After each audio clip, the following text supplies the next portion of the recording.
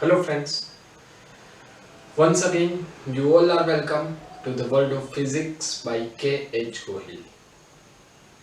આજના લેક્ચરની અંદર આપણે ગતિ ઉર્જાનો થોડો એવો ખ્યાલ જોઈ અને ત્યારબાદ કાર્ય ઉર્જા પ્રમેયની ચર્ચા કરવાના છીએ તથા તેના ઉપર જુદા જુદા દાખલાઓ ગણવાના છીએ. તો સૌથી પહેલા શરૂઆત કરીએ ગતિ ઉર્જાથી.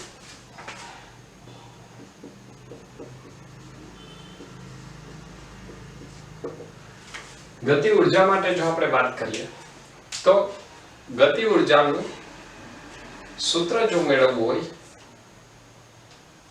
તો ગતિ ઉર્જાના સૂત્ર માટે આપણે સામાન્ય રીતે સીધે સીધું સૂત્ર લખીએ છીએ K = ½ mv². K બરાબર ½ mv².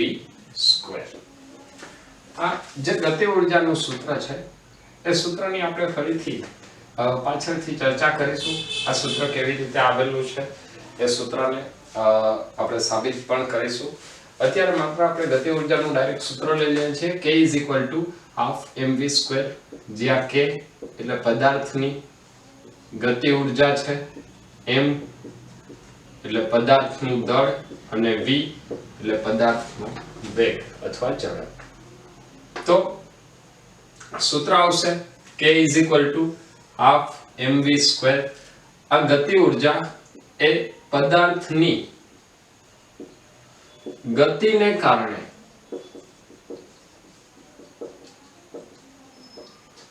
તેમાં રહેલી ઉર્જા છે. ગતિને કારણે તેમાં રહેલી ઉર્જા મતલબ જેમ એના વેગમાં ફેરફાર થાય એમ ગતિ ઉર્જામાં ફેરફાર થશે.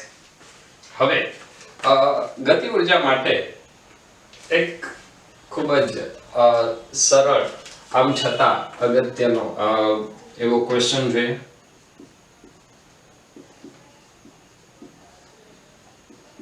ગતિ ઉર્જા નિર્દેશ ફ્રેમ પર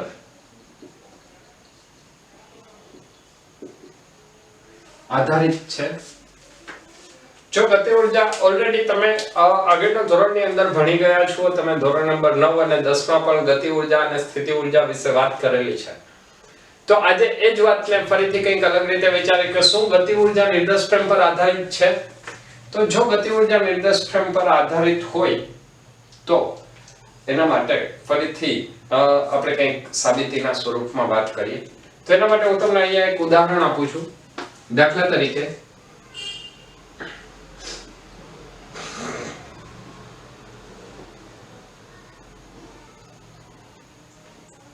આ એક વ્હીકલ છે, એની અંદર બે વ્યક્તિ ઊભી છે A અને B, અને ત્રીજી એક વ્યક્તિ રોડ ઉપર ઊભેલી છે વ્યક્તિ C. આ જે વ્હીકલ છે એ v વેગથી ગતિ કરે છે અને C વ્યક્તિ સ્થિર ઊભેલી છે. તો આના માટે જો તમે B ની A ની સાપેક્ષે ગતિ ઉર્જા લેશો અને B ની C ની સાપેક્ષે ગતિ ઉર્જા લેશો તો એ બંને અલગ અલગ આવશે. B પદાર્થને જ્યારે A ઓબ્ઝર્વ કરે છે તો B નો A ની સાપેક્ષે સ્થિર છે. B એ A ની સાપેક્ષે સ્થિર છે એટલે એની સાપેક્ષે ગતિ ઉર્જા કેટલી થશે? 0. જ્યારે B એ C ની સાપેક્ષે ગતિ ઉર્જા કેટલી? તો C ને v વેગથી ગતિ કરતો જણાશે તો B ની ગતિ ઉર્જા ½ mv² થશે. આ બંને જવાબ 100% સાચા છે, જે દર્શાવે છે કે ગતિ ઉર્જા નિર્દેશ ફ્રેમ પર આધારિત છે. તો આ એક અગત્યનો ખૂબ જ બેઝિક કહી શકાય તેવા પ્રશ્નની આપણે વાત કરી. હવે વાત કરીએ કાર્ય ઉર્જા પ્રમેયની. તો કાર્ય ઉર્જા પ્રમેયની અંદર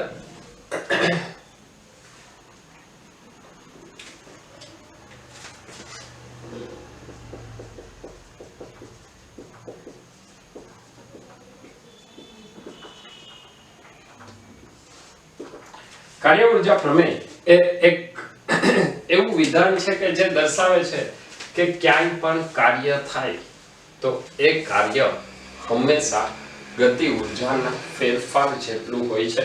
પછી આ કાર્ય કોઈ પણ બળને લીધે થતું હોય તો કાર્ય ઉર્જા પ્રમેયનું જો આપણે સ્ટેટમેન્ટ જોઈએ તો એ સ્ટેટમેન્ટ કંઈક એવું કહે છે કે પદાર્થ પર લાગતા તમામ બળો દ્વારા થતું કાર્ય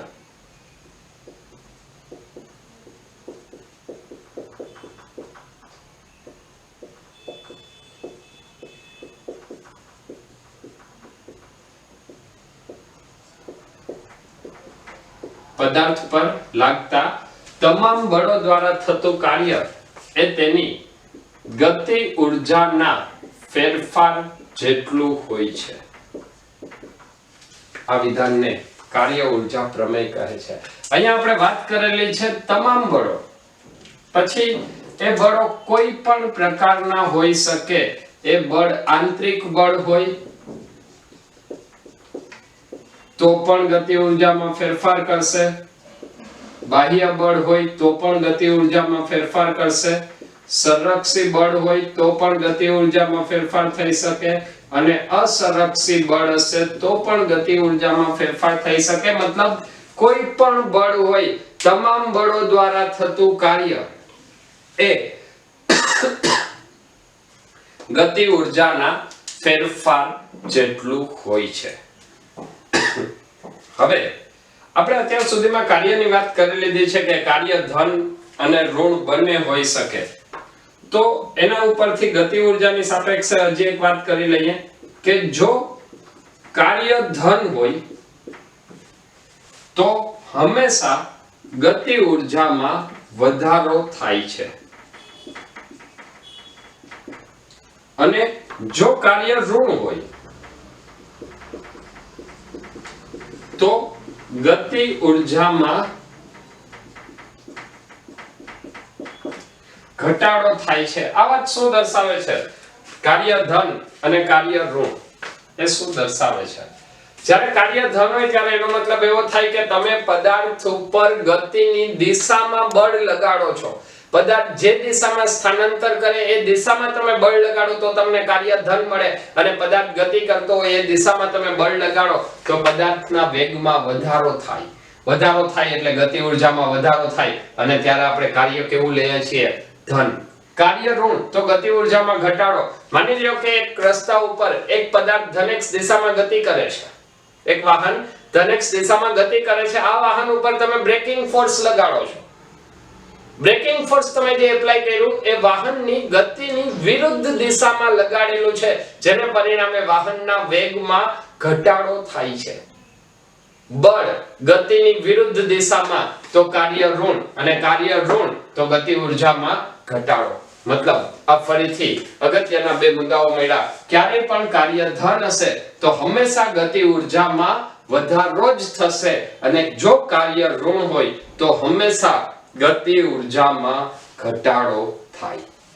ચલો, આ ક્લિયર છે?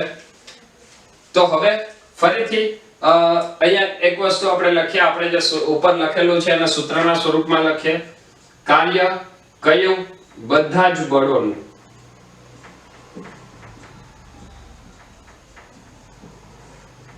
બધા જ બળો દ્વારા થતું કાર્ય એ ગતિ ઉર્જાના ફેરફાર જેટલું હોય. ગતિ ઉર્જાનો ફેરફાર એટલે અંતિમ ગતિ ઉર્જા માઈનસ પ્રારંભિક ગતિ ઉર્જા એટલે kF માઈનસ ki, અથવા એને આવું લખાય dW.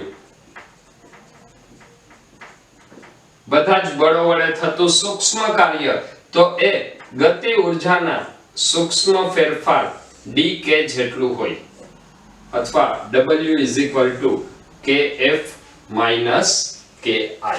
W is equal to delta k. kF minus ki मतलब W is equal to delta k.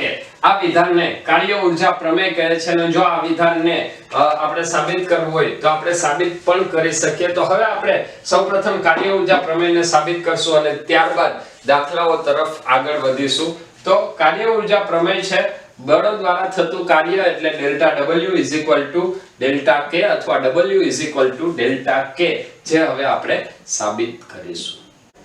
હવે કાર્ય ઉર્જા પ્રમેયને આપણે સાબિત કરીએ તો કાર્ય ઉર્જા પ્રમેયને બે રીતે સાબિત કરી શકાય એ બંને રીતે આપણે એક વખત ઝડપથી જોઈ લઈએ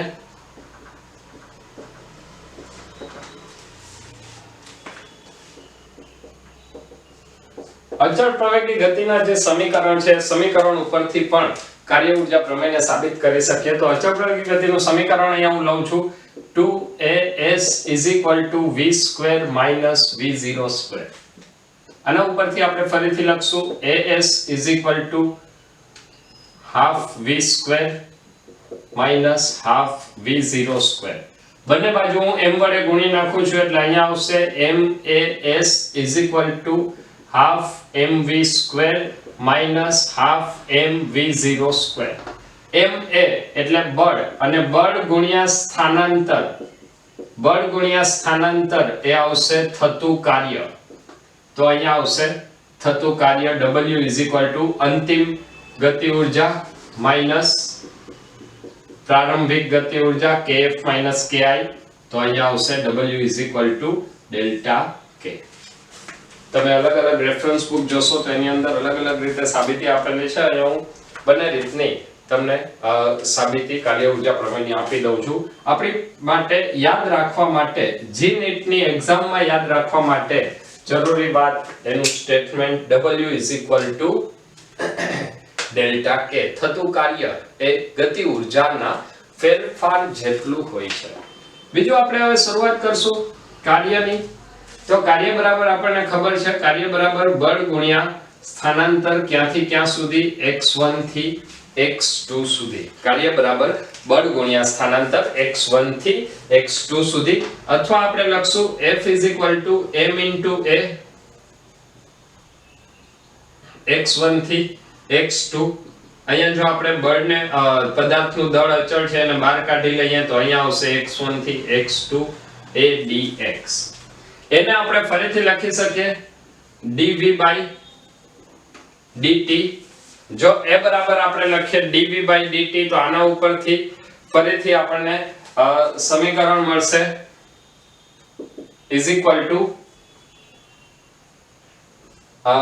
m સંકલનમાં x1 થી x2 dx/dt એટલે v અને dv. તો હવે અહીંયા v અને dv ની વાત છે તો અહીંયા આપણે વેગની લિમિટ લખવી પડશે. પ્રારંભિક વેગને હું vi વડે દર્શાવું છું અને અંતિમ વેગને vf વડે દર્શાવું છું. તો આના ઉપરથી ફરીથી આપણને પરિણામ મળશે વેગનું સંકલન v dv નું સંકલન v²/2 ક્યાંથી ક્યાં સુધી vi થી vf સુધી. તો આને લખાય m * vf²/2 vi²/2 અથવા આના ઉપરથી લખાય half mvf² half mvi². half mvf² એટલે kf અંતિમ ગતિ ઉર્જા માઈનસ પ્રારંભિક ગતિ ઉર્જા આ શેના બરાબર આવ્યું થતું કાર્ય w બરાબર. તો આ રીતે કોઈ પણ રીતે તમે કાર્ય ઉર્જા પ્રમેયને સાબિત કરી શકો. કાર્ય ઉર્જા પ્રમેય માટે થતું કાર્ય એ ગતિ ઉર્જાના ફેરફાર જેટલું હોય. અહીંયા ફરી એક વખત હું રિપીટ કરું છું કે આ થતું કાર્ય કોઈ પણ બળ દ્વારા થતું હોય, પછી આ આંતરિક બળ હોય, બાહ્ય બળ હોય, સંરક્ષી બળ હોય, અસંરક્ષી બળ હોય, ગુરુત્વીય બળ હોય, ઘર્ષણ બળ હોય, કોઈ પણ પ્રકારનું બળ હોય એના દ્વારા જે પણ કાર્ય થાય એ કાર્ય હંમેશા ગતિ ઉર્જાના ફેરફાર જેટલું જ હોય છે. અત્યારે હમણાં માટે તમે સ્થિતિ ઉર્જાને ટોટલી મગજમાંથી કાઢી નાખજો. અત્યારે આજના લેક્ચરમાં મારો જે પણ ઇન્ટરેસ્ટ છે એ પ્યોરલી ગતિ ઉર્જા ઉપરનો છે. જ્યારે નેક્સ્ટ લેક્ચરની અંદર હું તમને સ્થિતિ ઉર્જા વિશે વાત કરીશ ત્યારે આપણે સ્થિતિ ઉર્જાની પણ ચર્ચા કરશું. અત્યારે એ સૂત્રને આની ભેગું મિક્સ કરવાની જરૂર નથી. તો આજનો લેક્ચર એ માત્ર ને માત્ર કાર્ય ઉર્જા પ્રમેયનો રહેશે અને એની અંદર પણ આપણે થતું કાર્ય એક ગતિ ઉર્જાના ફેરફારના સ્વરૂપમાં વાત કરીશું તથા એના ઉપર હવે આગળ દાખલાઓ જોઈશું. હવે કાર્ય ઉર્જા પ્રમેય પર આધારિત થોડા ક્વેશ્ચન્સ છે. દાખલા તરીકે તમને એવું આપેલું છે કે 2 કિલોગ્રામ દળના પદાર્થ પર એક બળ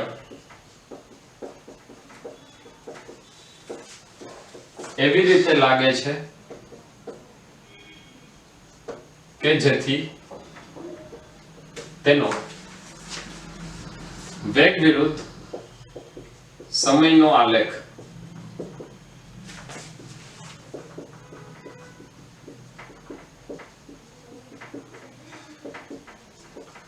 આકૃતિમાં દર્શાવ્યા મુજબ મળે છે. તો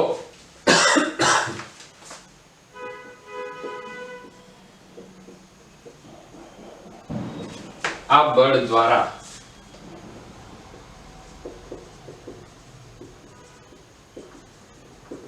થતું કાર્ય શોધો. તો આ બળ દ્વારા થતું કાર્ય શોધો. તો અહીંયા તમારે તમને ક્વેશ્ચન ની અંદર એક આલેખ આપેલો છે, વેગ વિરુદ્ધ સમયનો આલેખ છે. દાખલા તરીકે વેગ આપણે લઈ લઈએ મીટર પ્રતિ સેકન્ડમાં, સમય લઈ લઈએ સેકન્ડમાં, અને એની અંદર તમને ક્વેશ્ચનમાં આપેલું છે પ્રારંભિક વેગ માની લઈએ કે v0 અને એ છે 20 મીટર પ્રતિ સેકન્ડ, અને અંતિમ વેગ જે છે એ 3 સેકન્ડે, સમય એનો છે t બરાબર 3 સેકન્ડ. તો આના માટે કાર્ય શોધવાનું છે.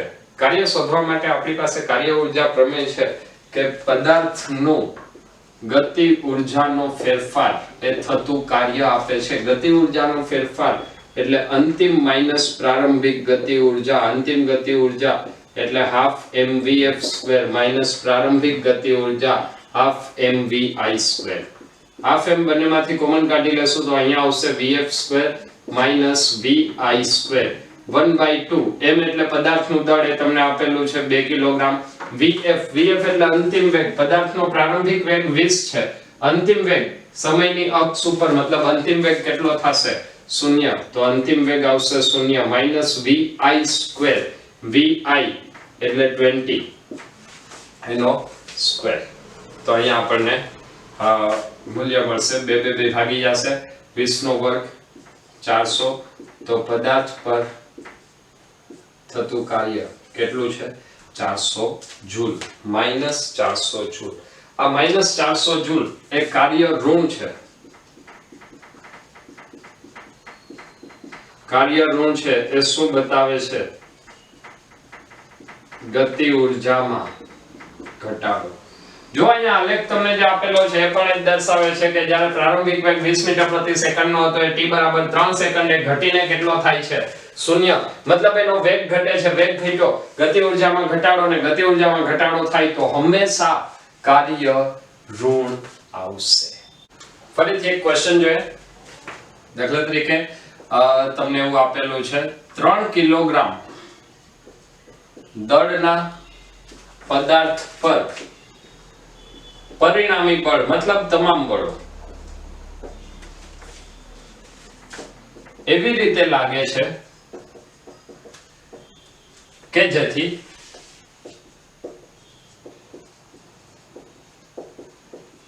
તેનું સ્થાનાંતર x = 2t² - 3t + 4 મીટર વડે અપાય છે. તો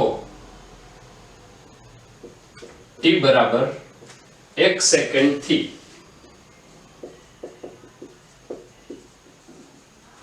t બરાબર 3 સેકન્ડ સુધીમાં થતું કાર્ય શોધો. ફરીથી આ ક્વેશ્ચન ની અંદર આપણને આપેલું છે કે બળ એવી રીતે લાગે છે કે જેથી સ્થાનાંતરનું સમીકરણ આપણને સમયના સ્વરૂપનું આપેલું છે, અને t બરાબર 1 સેકન્ડ થી લઈ અને t બરાબર 3 સેકન્ડ સુધીમાં થતું કાર્ય શોધવાનું છે. તો સૌથી પહેલા અહીંયા આપણે x ઉપરથી વેગનું સમીકરણ મેળવશું. તો આપણને આપેલું છે x = 2t² - 3t + 4. તો આનું જો વિકલન કરીએ તો વેગનું સમીકરણ મળશે. એટલે આપણે અહીંયા લખશું v = d/dt of x = 2t² નું વિકલન આવશે 4t - 3t નું વિકલન 3. તો વેગનું આપણને સમીકરણ મળશે 4t - 3. હવે આપણને જે પૂછેલું છે બે વસ્તુ માટે પૂછેલું છે 1 સેકન્ડ થી 3 સેકન્ડ. તો વેગ t બરાબર 1 સેકન્ડ માટેનો વેગ કેટલો થશે 4 * 1 - 3. તો t બરાબર 1 સેકન્ડ માટેનો વેગ આવશે 1 મીટર પર સેકન્ડ. અને t બરાબર 3 સેકન્ડ માટેનો જો આપણે વેગ ગોતીએ તો 4 * 3 - 3 એટલે આવશે 12 - 3. તો t બરાબર 3 સેકન્ડ માટેનો એનો વેગ થશે 9 મીટર પ્રતિ સેકન્ડ. ચલો ક્લિયર છે. હવે આપણી પાસે પ્રારંભિક વેગ અને અંતિમ વેગ છે. આને કહી દેશું પ્રારંભિક વેગ vi અને કહી દેશું અંતિમ વેગ vf. તો હવે કાર્ય ઊર્જા પ્રમેય આપણે ડાયરેક્ટ લગાડી દે. પદાર્થ ઉપર થતું કાર્ય એ ગતિ ઊર્જાના ફેરફાર જેટલું હોય. ગતિ ઊર્જાનો ફેરફાર એટલે અંતિમ માઈનસ પ્રારંભિક ગતિ ઊર્જા. અંતિમ ગતિ ઊર્જા ½ mvf² માઈનસ પ્રારંભિક ગતિ ઊર્જા ½ mvi². ½ m બંનેમાંથી કોમન નીકળશે vf² minus vi² is equal two 1/2 m પદાર્થનું દળ આપેલું છે 3 કિલોગ્રામ. vf², vf નો સ્ક્વેર 81 માઈનસ vi² 1 તો આવશે 1/2 * 3 * 80 40 એટલે એ આવશે 120 જૂલ. થતું કાર્ય કેવું મળે છે 120 અને કેવું ધન. ફરીથી અહીંયા આપણે ચેક કરીએ કાર્ય કેવું છે ધન. કાર્ય ધન હોય તો ગતિ ઊર્જામાં હંમેશા વધારો થાય. જો અહીંયા ચેક કરો t બરાબર 1 સેકન્ડે વેગ કેટલો હતો 1 મીટર પ્રતિ સેકન્ડ. t બરાબર 3 સેકન્ડે વેગ કેટલો થયો 9 મીટર પ્રતિ સેકન્ડ. વેગ 1 મીટર પ્રતિ સેકન્ડ માંથી 9 મીટર પ્રતિ સેકન્ડ નો થયો. મતલબ અહીંયા કાર્ય 120 જૂલ એટલે કે કાર્ય ધન થયું. ગતિ ઊર્જામાં વધારો થાય છે. ફરીથી એક નવો ક્વેશ્ચન છે.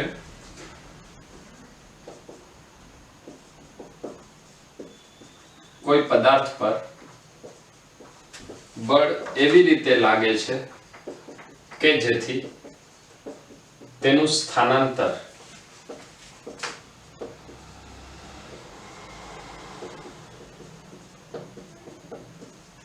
એ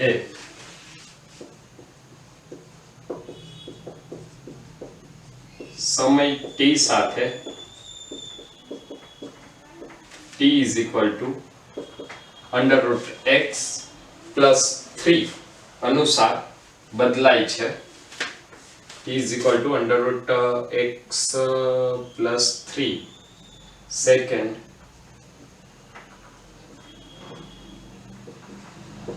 અનુસાર બદલાય છે. તો t બરાબર 0 સેકન્ડ થી t બરાબર 6 સેકન્ડ સુધીમાં થતો ગતિ ઊર્જાનો ફેરફાર શોધો. ફરીથી અહીંયા આપણને કીધેલું છે એક પદાર્થ ઉપર બળ એવી રીતે લાગે છે કે જેથી તેનું સ્થાનાંતર x એ t સાથે t √x + 3 અનુસાર બદલાય છે. તો 0 થી 6 સેકન્ડ સુધીમાં ગતિ ઊર્જાનો ફેરફાર શોધવા માટે આપણે કાં તો થતું કાર્ય શોધવું પડશે અથવા ગતિ ઊર્જા શોધવી પડશે. થતું કાર્ય માટે બળ ગુણ્યા સ્થાનાંતર આપણને આપેલું નથી તો એના માટે બળ પણ આપેલું નથી. તો હવે આપણે જે શોધવાનું છે તે આવશે ગતિ ઊર્જાના ફેરફાર ઉપરથી. તો સૌપ્રથમ જે સમીકરણ આપેલું છે એ સમીકરણનો હું અહીંયા ઉપયોગ કરું છું. t √x + 3. આ સમીકરણમાં જો આપણે x ને સૂત્રનો કરતા બનાવીએ તો આવશે √x = t - 3 અથવા x = t - 3 હોલ સ્ક્વેર. તો x નું સૂત્ર આવશે x = t² - 6t + 9. હવે આ સમીકરણની અંદર જો આપણે t બરાબર 0 થી t બરાબર 6 સેકન્ડની વાત કરીએ તો એના માટે ફરીથી આપણે x ઉપરથી વેગનું સમીકરણ લખવું પડશે. તો અહીંયા વિકલન કરવું પડશે v = dx/dt dt. તો વેગનું સમીકરણ આવશે આના ઉપરથી 2t - 6. જો ગતિ ઊર્જાનો ફેરફાર જોતો હોય તો ગતિ ઊર્જાના ફેરફાર માટે આપણે સૂત્ર લખીએ છીએ પદાર્થ પર થતું કાર્ય એ ગતિ ઊર્જાના ફેરફાર જેટલું હોય. તો W = delta K kF - ki half mvf² - vi² 1/2 mvf એટલે અંતિમ ગતિ ઊર્જા. અંતિમ ગતિ ઊર્જા માટે સમય કેટલો લેવાનો છે? 2 * t = 6 second - 6 whole square -2 * 0 - 6 whole square is equal to 1/2 m 12 - 6 12 - 6 मतलब એ આવશે 6 square minus 6 square 6 square - 6 square એટલે આ આવશે 0. તો થતું કાર્ય શૂન્ય આવે અથવા ગતિ ઊર્જાનો ફેરફાર કેટલો આવશે? શૂન્ય આવશે. તો અહીંયા પદાર્થનો વેગ જે છે એ વેગ બંને વખત અચળ રહે છે અને જો વેગ અચળ થતો હોય તો તેની ગતિ ઊર્જા અચળ થાય એટલે કે ગતિ ઊર્જામાં ફેરફાર શૂન્ય થાય અને કાર્ય શૂન્ય થશે. ફરીથી રિપીટ કરું છું, પદાર્થનો વેગ અચળ તો વેગમાં ફેરફાર શૂન્ય તો ગતિ ઊર્જા અચળ અને કાર્ય પણ શૂન્ય થશે. મતલબ જ્યાં સુધી પદાર્થનો વેગ અચળ રહેશે ત્યાં સુધી કાર્ય હંમેશા શૂન્ય મળશે. હવે ફરીથી એક સરસ મજાનો ક્વેશ્ચન છે. દાખલા તરીકે તમને એવું કંઈક આપેલું છે કે એક L લંબાઈના લોલકને એક L લંબાઈના લોલકને તેના મધ્યમાન સ્થાનેથી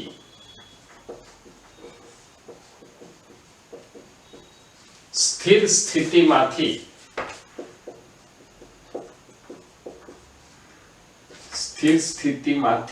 અચળ ઝડપથી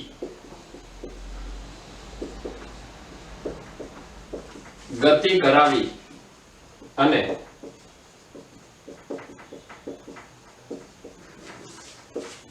શિરોલંબ સાથે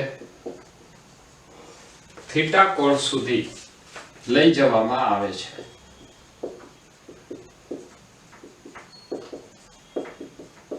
તો આ બળ દ્વારા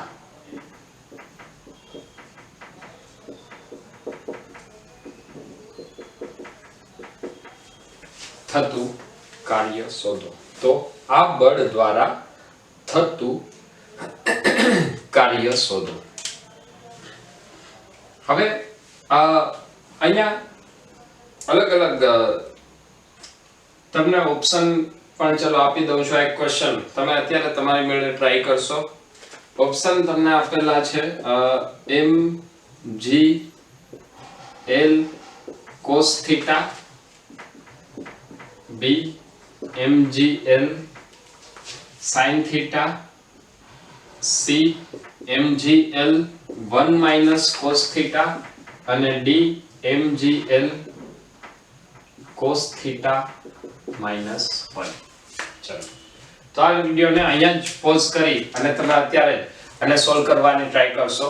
1 2 3. ઓકે ચાલો. તો હવે એકવાર આ ક્વેશ્ચનને હું સોલ્વ કરાવી દઉં છું. તમને જે શરત આપેલી છે પેલા શરતને આપણે સમજી લઈએ. અહીંયા તમને એક લોલક આપેલું છે. લોલકની લંબાઈ પણ તમને આપેલી છે. એ લંબાઈ છે l જેટલી. આ લોલકને એવી રીતે અચળ ઝડપથી ગતિ કરાવવામાં આવે છે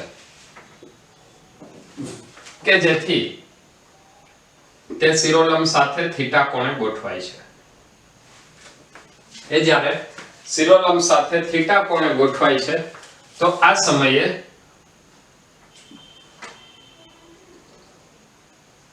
લોલકની લંબાઈ જે છે એ l જેટલી છે.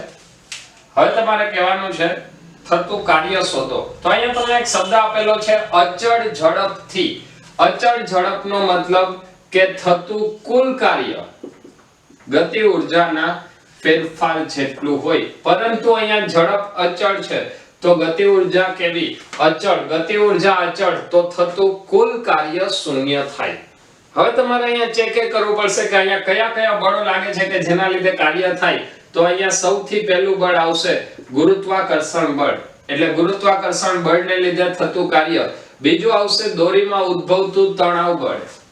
તો તણાવ બળને લીધે પણ બની શકે કે કાર્ય થાય. અને ત્રીજું આવશે બાહ્ય બળ, જેના લીધે કાર્ય થશે. તો એના બરાબર કેવું આવશે? શૂન્ય. હવે ત્રણે ત્રણ બળોની આપણે વારાફરતી વાત કરવી પડશે. તો પહેલું છે ગુરુત્વાકર્ષણ બળ. તો ગુરુત્વાકર્ષણ બળ દ્વારા થતું કાર્ય, તો ગુરુત્વાકર્ષણ બળનું સૂત્ર આવશે બળ ગુણ્યા સ્થાનાંતર, એટલે ગુરુત્વાકર્ષણ બળ mg અને એને ગુણ્યા એનું સ્થાનાંતર.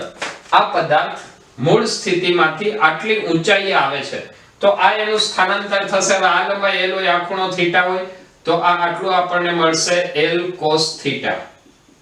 તો બાકીનું જે અંતર છે એ કેટલું મળશે? l l cos θ. l l cos θ. અને આ કાર્ય કેવું મળશે? તો ગુરુત્વીય બળ દ્વારા થતો કાર્ય. ગુરુત્વાકર્ષણ બળ કઈ દિશામાં છે? નીચે તરફ. તમે પદાર્થને કઈ દિશામાં લઈ જાવ છો? ઉપર તરફ. અને એટલા માટે કાર્ય કેવું મળે? હંમેશા ઋણ. તો એ આવશે -mg l l cos θ plus તણાવ બળ. તણાવ બળ દ્વારા થતું કાર્ય. હવે જો તણાવ બળ હંમેશા આ દોરીને સીધી ખેંચી રાખશે, તો આ પદાર્થ ઉપર જે તણાવ બળ લાગે છે એ આ દિશામાં છે અને સ્થાનાંતર એને લંબ રૂપે છે. તો ત્યાં બળ અને સ્થાનાંતર વચ્ચેનો ખૂણો ખૂણો 90 ડિગ્રી, cos 90 ની કિંમત 0, એટલે તણાવ બળ દ્વારા થતું કાર્ય કેટલું આવશે? શૂન્ય. ત્યારબાદ પ્લસ Wf બાહ્ય બળ દ્વારા થતું કાર્ય કે જે આપણે શોધવાનું છે =0. તો અહીંયા આ જે માઈનસ છે એ સામે જાય તો પ્લસ થશે, એટલે તમને મળશે Wf mg l l cos θ. mg l cos θ. એટલે આના ઉપરથી લખાય Wf mg l 1 cos θ. ચલો, એટલે જવાબ આવશે C. mgf 1 cos θ. ફરીથી એક ક્વેશ્ચન છે. દાખલા તરીકે તમને ક્વેશ્ચનની અંદર એવું આપેલું છે કે 10 કિલોગ્રામ દળનો એક પદાર્થ 2 મીટર પ્રતિ સેકન્ડના પ્રારંભિક વેગથી 2I + 3J ન્યૂટન બળની અસર હેઠળ 2I + 3J ન્યૂટન બળની અસર હેઠળ I + 2J મીટરથી 3I + 3J metre સુધી સ્થાનાંતર થાય છે તો તેની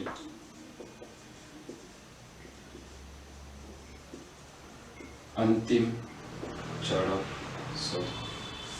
આ ક્વેશ્ચનની અંદર પણ તમને અહીંયા બળ આપેલું છે અને પ્રારંભિક અને અંતિમ સ્થાન એટલે કે સ્થાન સદિશ આપેલા છે. તો આ સ્થાન સદિશ પરથી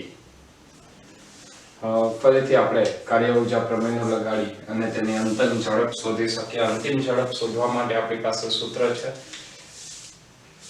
થતું કાર્ય W is equal to delta K.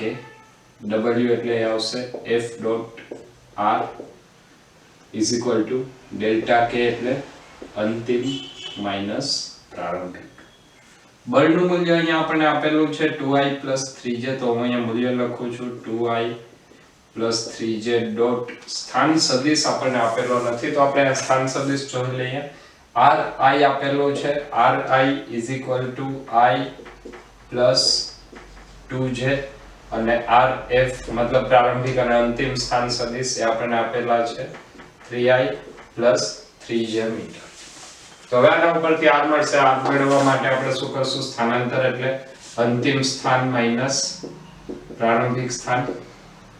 તો અંતિમ માઈનસ પ્રારંભિક એટલે 3 - 1 2i plus j મીટર. આ આપણને r મળી ગયું.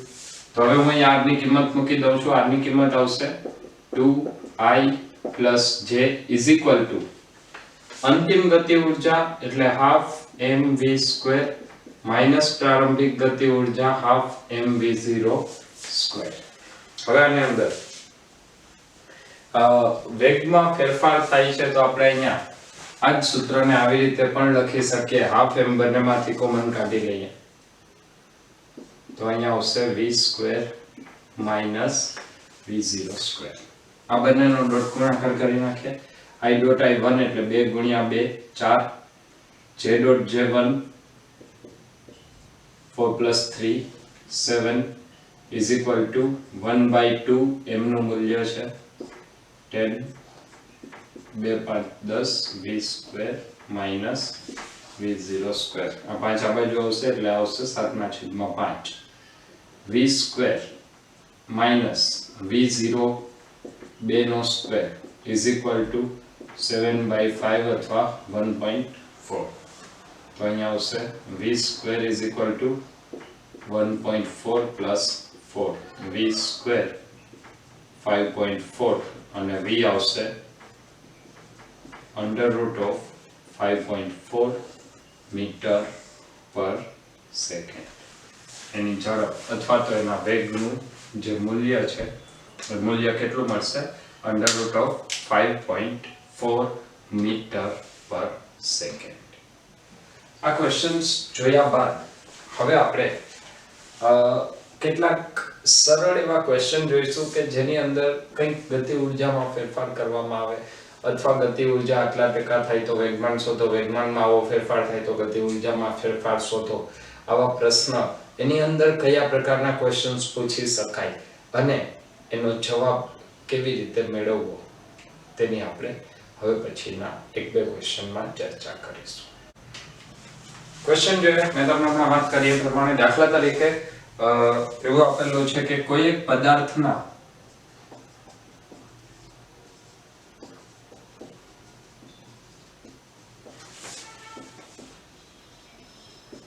રેખીય વેગમાનમાં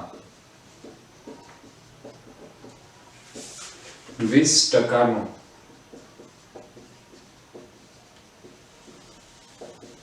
વધારો કરવામાં આવે તો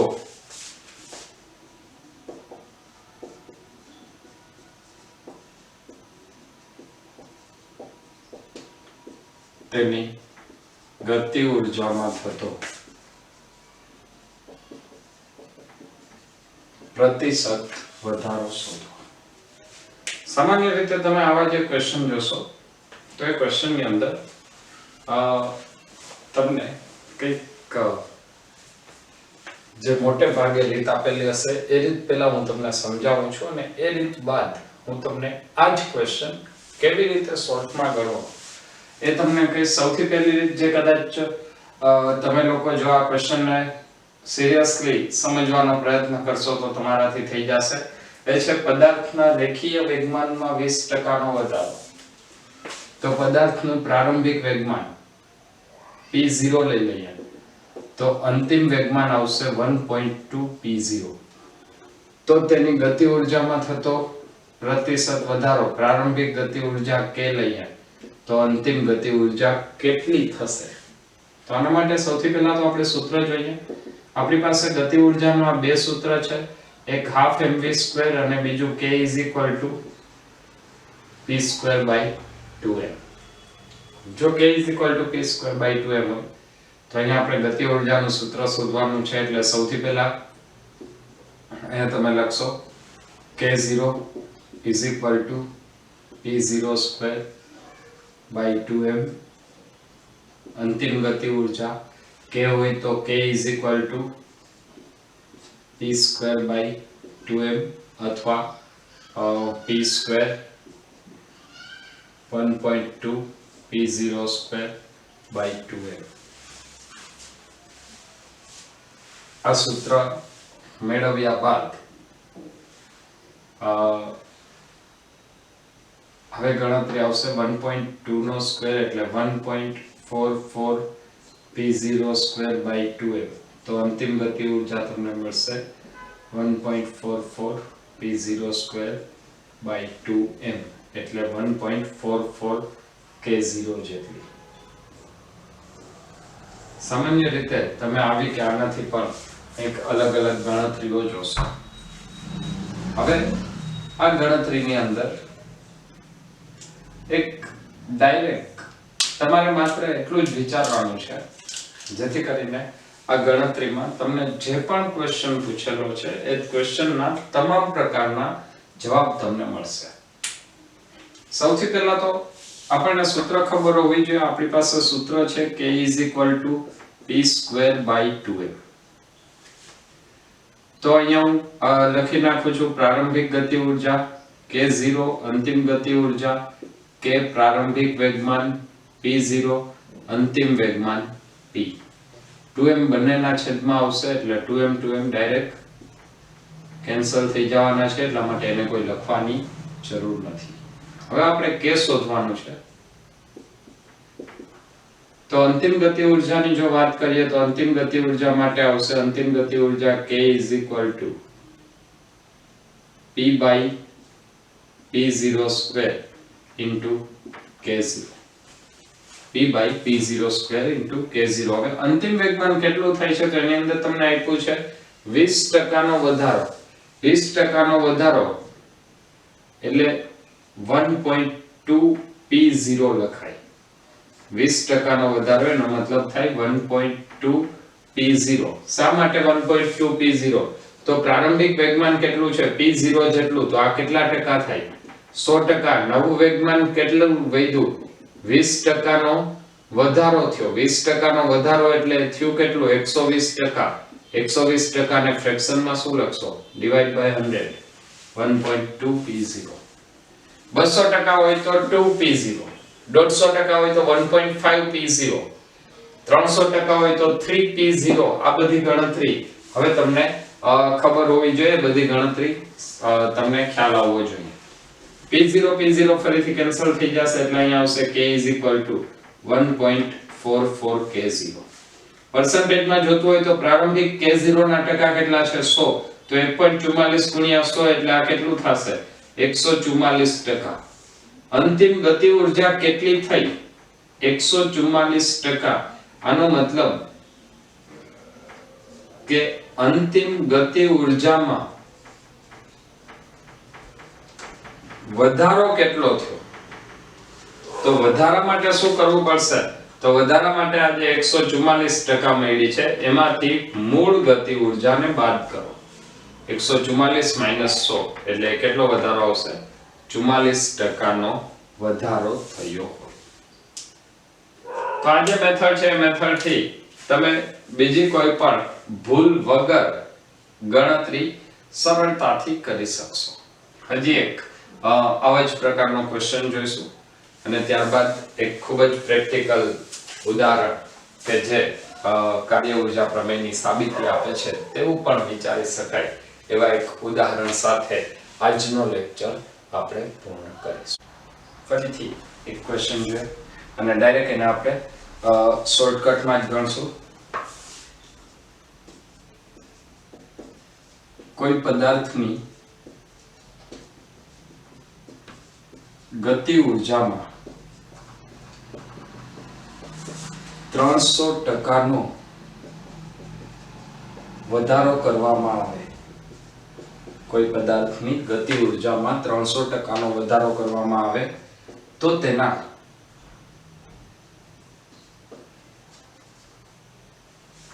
રેખીય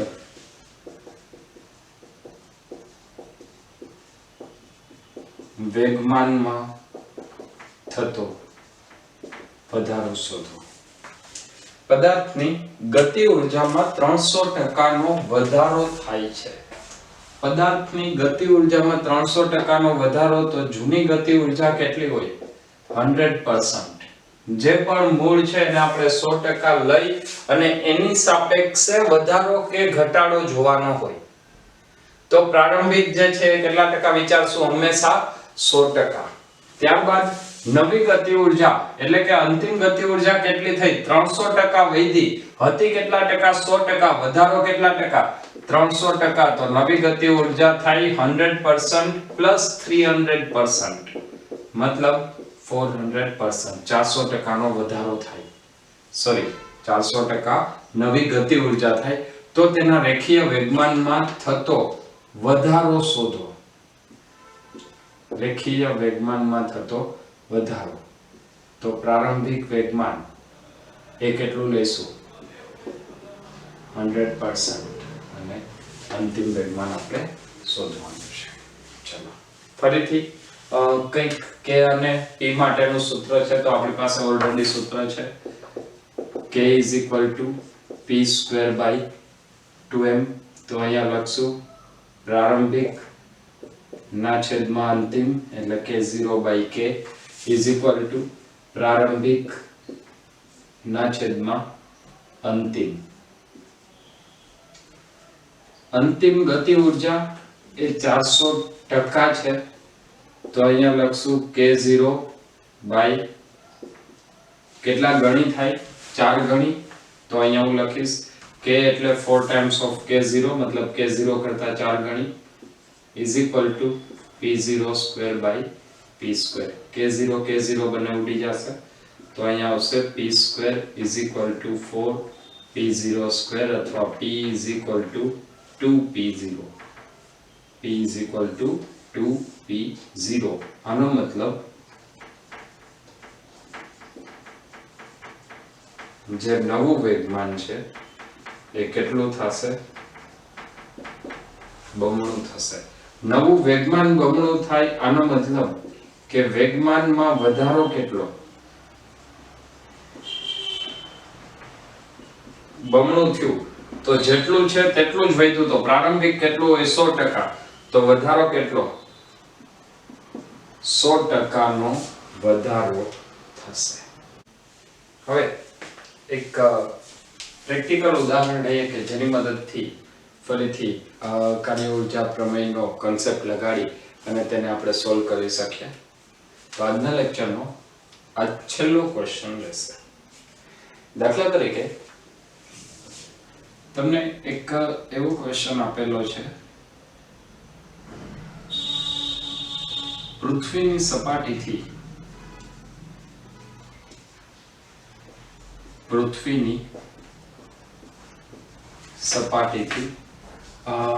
1 કિલોમીટર ઊંચાઈએ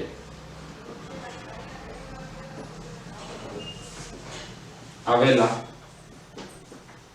વાદળમાંથી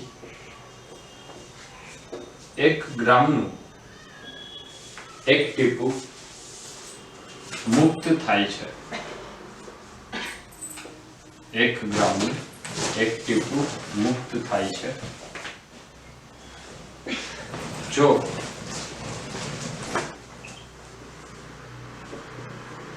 તે જમીન પર પહોંચે ત્યારનો તેનો વેગ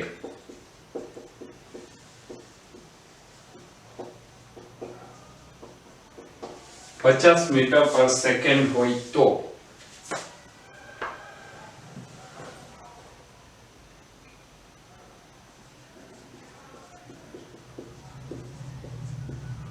આ પરિણામ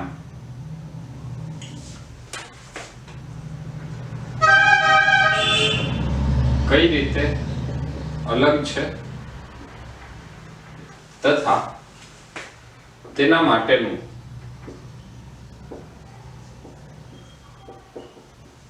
યોગ્ય કારણ આપો.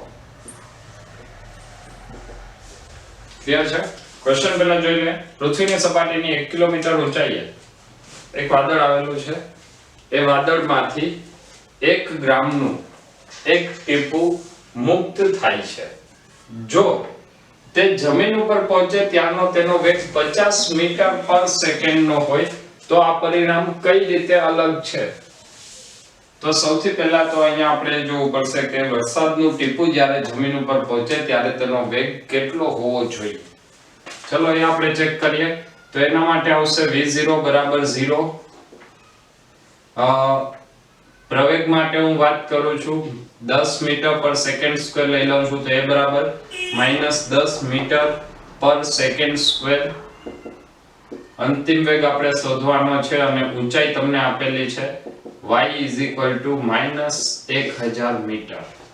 1 કિલોમીટર છે મતલબ એ થશે 1000 મીટર. તો અહીંયા આપણે સમીકરણ લગાડશું v સ્ક્વેર v0 સ્ક્વેર2gy. ચલો v square v0 0 2 into g -10 y -1000 v square is equal to 2 into 10⁻⁴. v આવશે √2 into 10⁻². मतलब આ અંતિમ વેગ કેટલો હોવો જોઈએ? 143 મીટર પર સેકન્ડ. અંતિમ વેગ હોવો જોઈએ 143 મીટર પર સેકન્ડ, પરંતુ છે 50 મીટર પ્રતિ સેકન્ડ.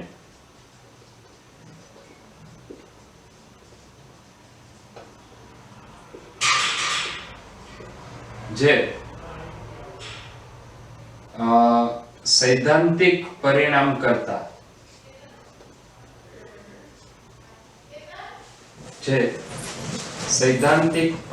કરતા કંઈક અલગ છે. આ વસ્તુ શું દર્શાવે છે? સૈદ્ધાંતિક પરિણામ કરતા કંઈક અલગ છે. ચલો આ જ વાતને આપણે હવે ચેક કરીએ. તો વેગ મળે છે 50 મીટર પ્રતિ સેકન્ડ નો. આનો મતલબ એવો થાય કે અહીંયા કંઈક ગતિ ઊર્જાનો વ્યય થાય છે. તો સૌથી પહેલા આપણે ગતિ ઊર્જાનો વ્યય શોધી લઈએ. તો ગતિ ઊર્જામાં ફેરફાર કેટલો થાય છે? ગતિ ઊર્જાનો ફેરફાર બરાબર ½ mv² -½ mv0². 1/2. દળ તમને આપેલું છે 1 ગ્રામ એટલે 10⁻³ કિલોગ્રામ. વેગ તમને આપેલો છે 50 મીટર પ્રતિ સેકન્ડ -0.